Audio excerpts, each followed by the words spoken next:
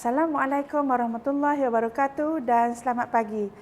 Bersama saya lagi, Cikgu Nur Ashikin binti Hassan akan membincangkan sains tahun 2 yang bertemakan sains hayat untuk tajuk haiwan.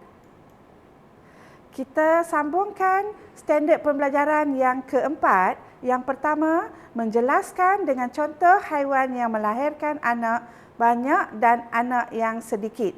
Yang kelima, merekod perubahan tumbesaran haiwan dengan memerhati kitar hidup haiwan. Dan yang keenam, menjelaskan dengan contoh anak haiwan yang menyerupai induknya dan yang tidak menyerupai induknya. Kita lihat haiwan yang melahirkan anak sedikit dan haiwan yang melahirkan anak banyak.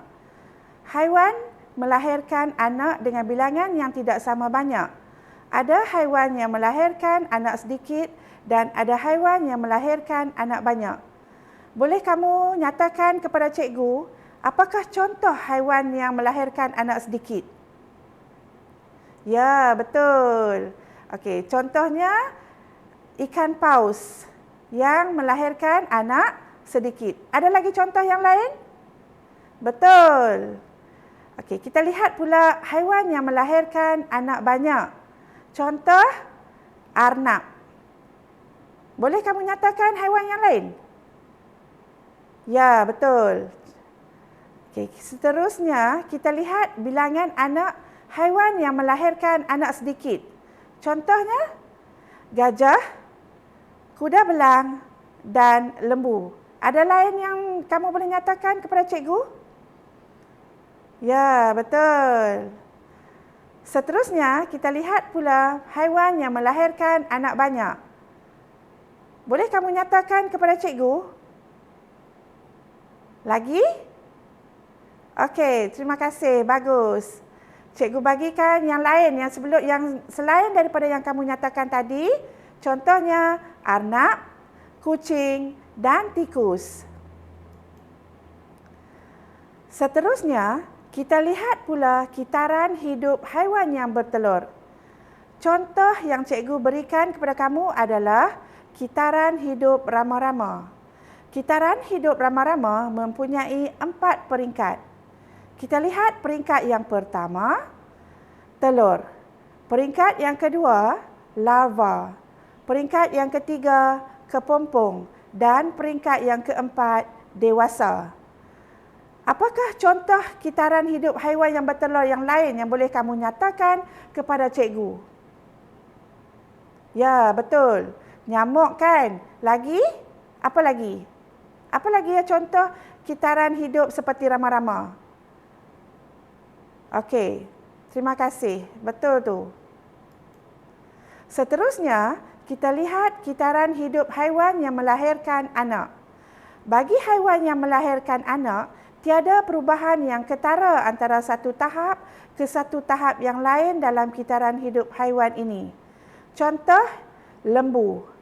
Anak lembu yang baru lahir adalah peringkat yang pertama, peringkat yang kedua, anak lembu dan yang ketiga, dewasa, lembu dewasa. Apakah contoh lain yang kamu boleh nyatakan untuk cikgu tentang haiwan yang melahirkan anak tanpa perubahan? Ya, betul. Tahniah. Kita lihat pula haiwan yang menyerupai induknya. Terdapat haiwan yang serupa dengan induknya tetapi berbeza dari segi saiz. Rupa diwarisi daripada satu generasi ke generasi yang seterusnya. Di sini bermaksud haiwan tidak berubah daripada anak hingga dewasa. Contoh, harimau.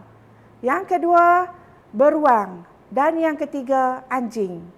Apa lagi haiwan yang kamu boleh beritahu cikgu yang tidak berubah dengan induknya?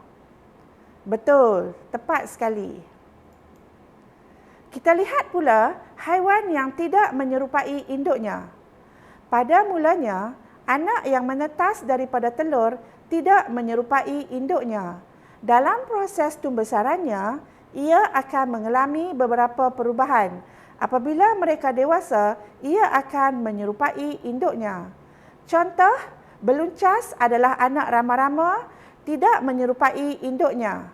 Yang kedua, berudu, tidak menyerupai induknya seperti katak. Dan yang ketiga, jentik-jentik, tidak menyerupai induknya iaitu nyamuk. Selesai sudah perbincangan kita tentang tajuk haiwan. Saya harap agar murid-murid dapat manfaat daripada pelajaran kita hari ini. Sehingga kita berjumpa lagi. Bye.